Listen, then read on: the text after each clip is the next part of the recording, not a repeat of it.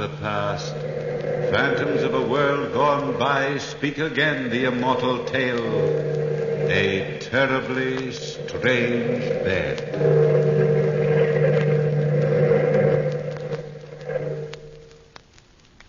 Jack Westcott was the best friend I ever had.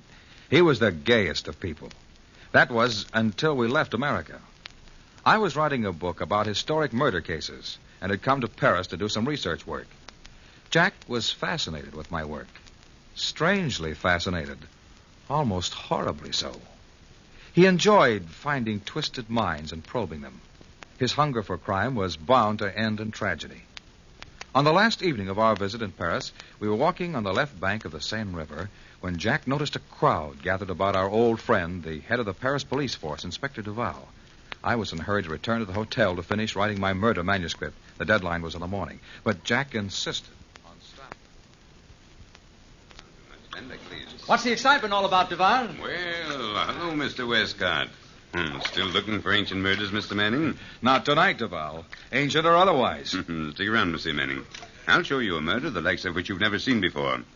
Okay, boys. Drag it out of the river. What is it, Inspector? A corpse, Mr. Westcott.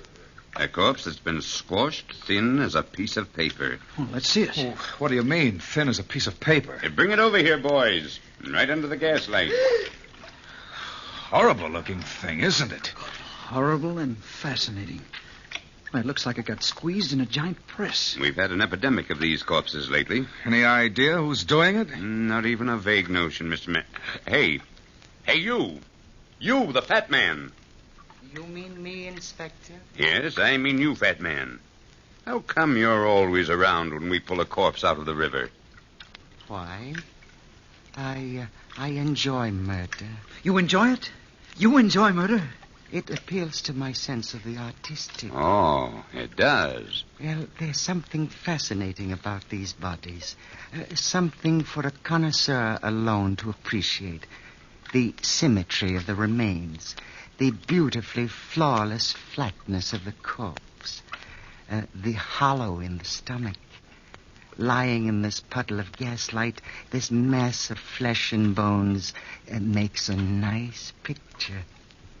I should enjoy painting this, if I could paint. I know what you mean, fat man, but wouldn't you prefer probing the mind of a man who conceived this crime? A man's mind is his secret self. Well, enjoy the ghastly spectacle, my friend. Enjoy it.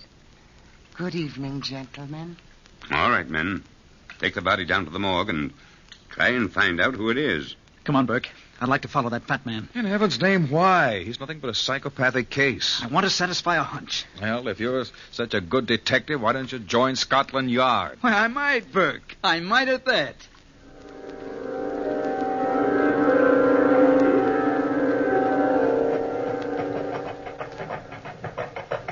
Where the devil has that gross piece of flesh disappeared to now? He was right in front of us until we turned this corner. Well, we've lost him, Jack, and I don't wonder. We've passed through every side street in the whole city. If you ask me, he knows he was being followed. Good. If he knows, he'll show his hand sooner. Now, the only place he could have gone around here is into the back door of this house. I wonder what house this is. It's a gloomy dump. Let's go back to the hotel, Jack. I've got to finish that manuscript tonight. Looks like a public bar to me.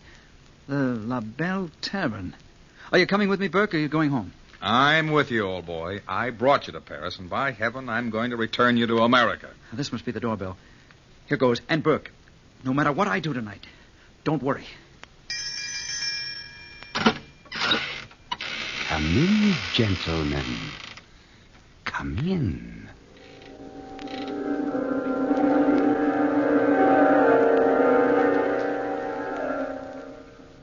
You were perfectly right, fat man. Those two Americans did follow you. They're sitting at the bar inside. The Americans value their lives so slightly. Amazing, isn't it, Cecilia? Their lives. Our lives. They might be cops. I don't want to get my neck in a noose. To be quite candid, I am not interested in your neck. You're so impatient, and impatience is an evil ascribed to the very young. It might be a pity if you are not allowed time to cure yourself of that evil. Don't threaten me, you fat pig. You pig. I'd hoped to slap some sense into that lovely but empty head. Obviously, my stupid pigeon, those two Americans are wealthy.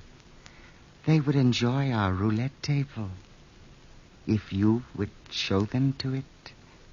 Remember, I'll talk to the croupier, and he will take care of the wheel of fate. If you don't do your part well, you'll face a lifetime in jail. What happens if they get wise? Room 16? But, of course. Let me go. I knew you'd understand. Yeah, I understand. There's something so gay about Americans, I always say. I hope you boys don't mind if I stick around. Well, Miss, Not at all, miss. Not at all. You can call me Cecilia. How about another drink? Oh, that's fine. 3 more of the same, bartender. What do you do for a living, Cecilia? Oh, I model in a dress shop. I don't believe you, Cecilia. Jack, stop ribbing the girl. She's a good kid. I'm on the level. I'm interested in it. Here's the drinks. Thanks. Why do I interest you? Well, because you're fairly easy to figure out. Am I? Why? You really want me to tell you? Sure I do. Well, here's mud in your eye. Touche. Sanjay. Oh. Potent stuff, Jack. Potent stuff tastes like cyanide. Well, Cecilia, I'd say you're a poor girl who lives in the slums. But you're pretty. Prettier than anybody in your entire neighborhood. Well, let's see. Then you must have met a man. What of it? I'm no saint. He promised you a lot of doodads, and suddenly you found you'd committed your first crime. Let's say murder. What'd she do? Set her mother on fire? Oh, well, for that, let's have 3 more drinks. Bartender, 3 more. Well, now, let's say it really was murder. The second murder wasn't so hard. And the third was easy, wasn't it? I never had nothing to do with a murder. Well, for the sake of argument, let's say you have. But inside of you, all the time, is this wanting to be liked, wanting to be on the level. But your so-called friends, they don't trust you, Cecilia. Someday they'll double-cross you. Here are the drinks. Thank you. Nobody'll ever double-cross me. Well, here's mud in your eye. Drink up, boys. Is there anything else to do around here? You seen the gambling rooms? Gambling rooms. Ah, that's me. Who runs those gambling rooms, Cecilia? I don't know. One of your friends? A fat man, perhaps, with a long nose? I don't know the owner. Gosh, you're real nice. Is the fat man in the back room now? Probably. Gambles here a lot. Do you replay? Sure. Well, come on, Jack. We'll see who's right. My books or your instincts.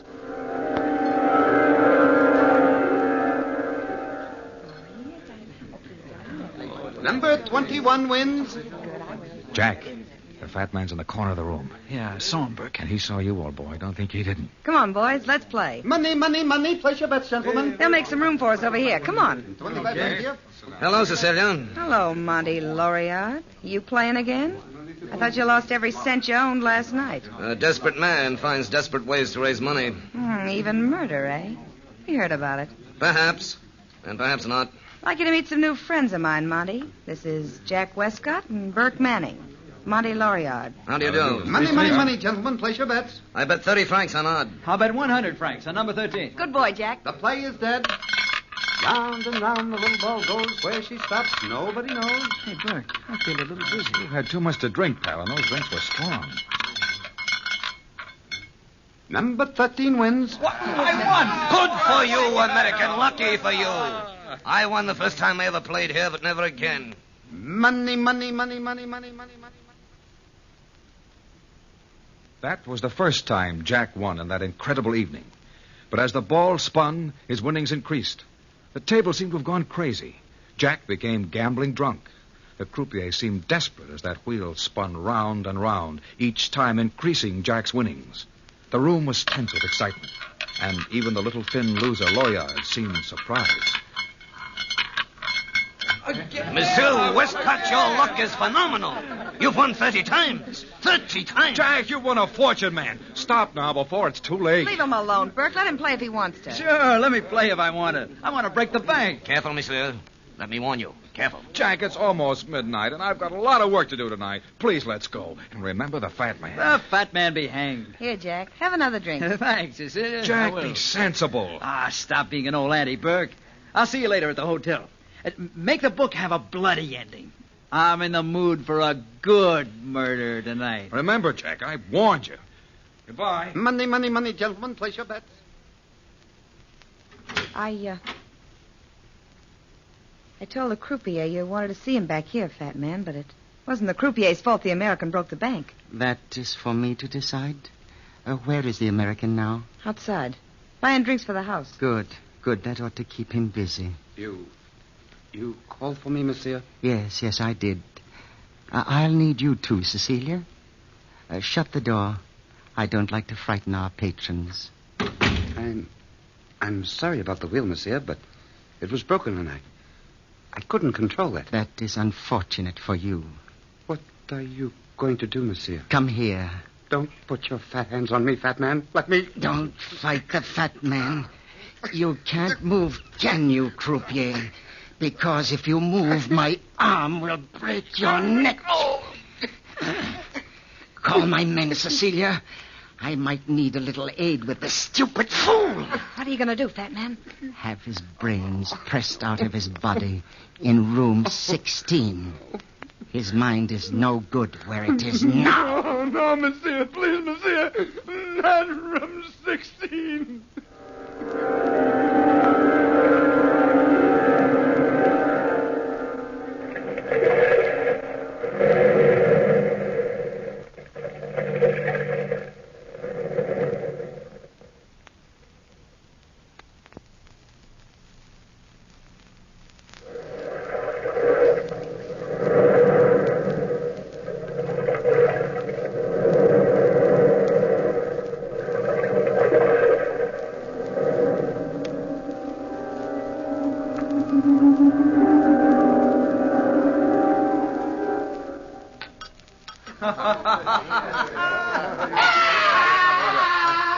What's that? What was that, Monsieur Loriot? We'll probably be luckier if we don't ask questions. I want another drink. Jack, listen to me. Put on your hat and coat and leave this place. You're being watched all the time. Who's watching me? Hello, Jack. Oh, have a drink. No, Jack. You've had enough to drink. Leave this place right away. She's right, Jack. You must leave. I'll see you home personally. Come on, then. Oh, no, you don't, Monty Loriot. I know your tricks. The last man you saw home was found with a dagger in his breast. How come you're so interested in me, Cecilia? Because you're the first person who ever treated me decent. Oh, please go home. All right. Sooner or later, every woman develops some mother complex over me. Now, I don't want to be mothered. Who is trying to mother you, my friend? Oh, hello, fat man. Cecilia is. Ah, she's developed a rather latent maternal instinct. I think a maternal instinct is out of place tonight. After all, tonight's a night for celebration. Yeah, the fat man's right. Celebration. Bartender, open a bottle of champagne. Bartender, champagne. Champagne for Monsieur Westcott. Won't you join us, Cecilia? Yeah. Of course I will. Here is the champagne, monsieur. Won't you drink with us, Monsieur Loriot? No, thank you, fat man. I don't think so. I never enjoyed toasting to death. Death? Open the bottle, bartender. Good night, Jack. And good luck. Good night. Good night, good night, good night, good night, good night.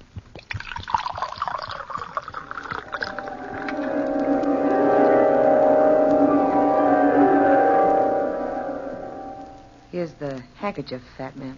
Oh, Jack, your money is all tied safely in your handkerchief. Thank you, Fred. Thank you. Where'll I put the handkerchief? It would be wisest to tie it to your belt. I feel dizzy, fat man. Oh, you need a cup of good hot coffee. That will straighten you right out. Cecilia, go in the kitchen and fix our friend a cup of coffee. But I really... Don't tell me, my little pigeon, that your hearing is failing you. I'll get it right away. I'm glad we're alone, fat man. I want a chance to talk to you. Talk away, Jack. Tell me confidentially. Why do you enjoy seeing a mutilated body dragged out of the river? There's beauty in death. In the act of death? Or in the recovery of a body after life is lifted? In both. Then do you enjoy committing a crime? Perhaps it would be pleasant to watch a man die. Slowly, very slowly, in order to see life leave the body. Say that you and I watched a murder by pressure. What would happen? I'm interested, fat man. What would happen? The face is the first part affected. It would turn red, and the victim would probably feel hot blood pounding in his brain, pounding like steel hammers. Mm-hmm. Then his eyes would feel sore, as if the fluid creating sight were ebbing slowly away. That would be painful? Painful but glorious. His face would discolor. The pressure on his chest would be so great he tried to scream, cry out, but he couldn't.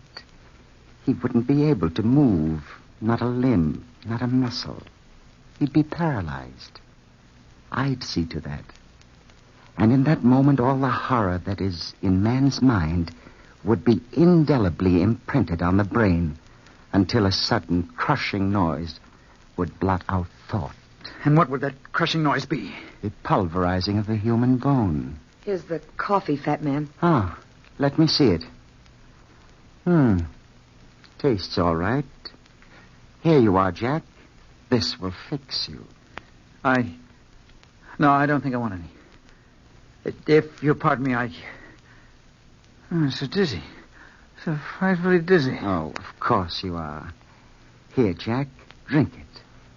Drink it, my friend. My good friend. If you don't want to drink it, Jack, don't. Open your mouth, my friend. It will sober you very quickly. No, Open your mouth. No. There. Now, how do you feel? I'm sick. I'm sick. It's dope, isn't it? It's dope. Let me get... Oh. Our friend Jack is asleep, Cecilia. Call the bartender. I think our friend will spend the night with us in room 16.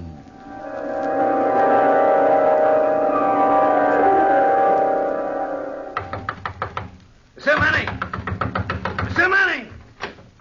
I've been looking all over Paris for you, monsieur. You've been looking for me? Yes, I've called every hotel in the city trying to find you.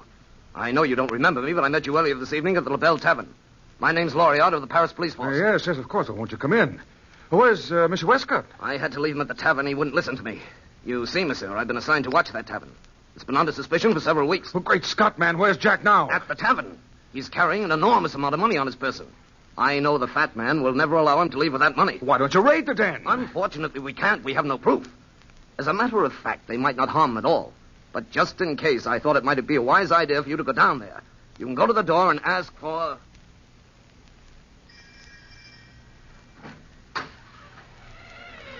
Yes? What do you want? You're the bartender, aren't you? I am not Napoleon's grandma. What do you want? My friend Jack Westcott hasn't come back to the hotel as yet. We've been waiting for him, and I thought that he probably decided to spend the night here at your place, and Your friend is not here. Go home, American, before you get yourself in more trouble than you can handle. Who was it? The other American asking about his friend. Where are you going? Upstairs. To take Monsieur Westcott a candle, like the fat man told me. Be sure the fat man told you, or else... I'm sure. Very sure. Jack, I brought you a candle. Are you asleep? Wake up, Jack. Please wake up. Please. Maybe if I shake him.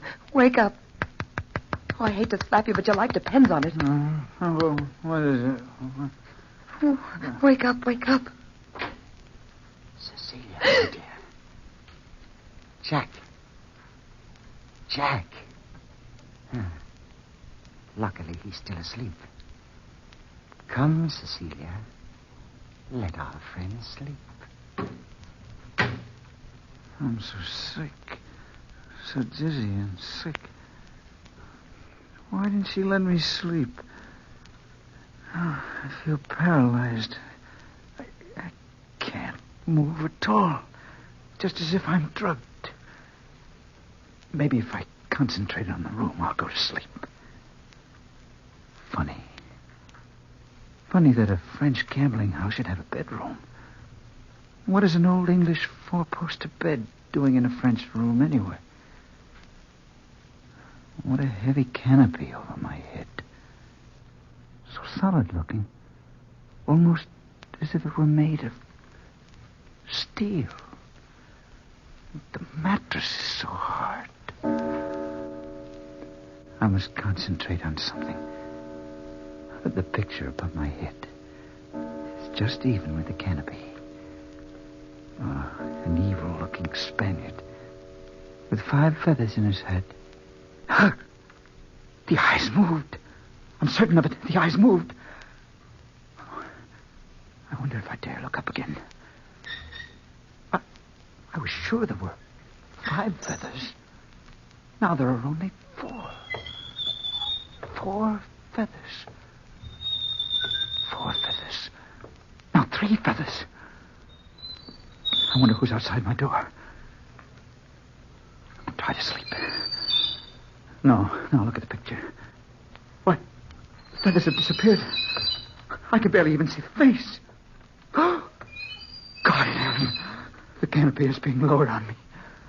That's what it is. The canopy. It can't move. The paper-thin corpse. Oh, I gotta move. It's coming closer. Closer. Oh, they squashed me. Oh, I must move. I can't. Oh, it's almost down. Halfway down. Oh,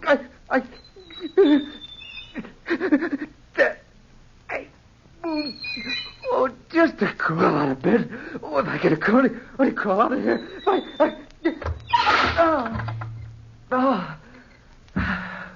I'm safe. Safe from that horrible contraction. Now to get out of here. The window. Open the window slowly. I'll crawl to the window. Now, if I can push the window open slowly, very slowly. The bed must have clamped down on him by now. Listen to me, men. Push the window open. Oh, it's stuck. Be sure and deliver the money back to me. There. Now to open it wide enough to crawl through. You can raise the canopy now. Let's go in, gentlemen. Help! Help somebody! Get that man before he jumps Help! out the window. Somebody! I've got him. Out the window. If the bed didn't work the first time, Mr. Westcott, I've ways and means of making it work the second, and perhaps it would be more pleasant to watch life ebb out in front of me. No. Place him carefully on the bed. Let me go. Good. This ought to prove most enjoyable, Mr. Westcott. It's a pity you haven't my detached viewpoint. Let me go. Put him in. Then lower the canopy. No! Miss Westbrook, up this way. Hurry, Mr. Lawyer, I can hear the bed moving. Cecilia, you fool! Look! Get Jack out of that bed! Jack, boy, here, hold on to me. I'll drag you out. Don't you put your hands on me, Lawyer. March into there! That'll take care of the bartender for a long time. I'm all right, Burke. Don't worry about me. Help Cecilia. I'll help her. Let me go, Cecilia. Don't push me. Help me, Lawyer. Help. No, you don't, fat man. You little... No, you don't. You're on to make me a Frankenstein. There. Try to get out of your own bed now.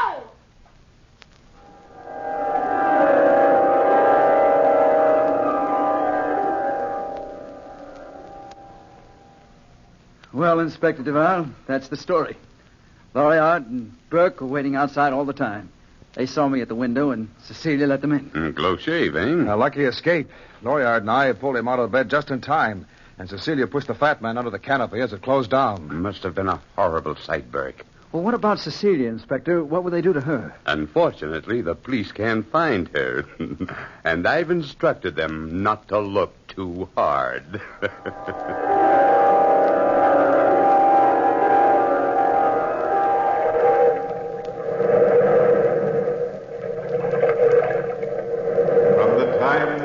Pages of the past, we have heard the story, A Terribly Strange Bed.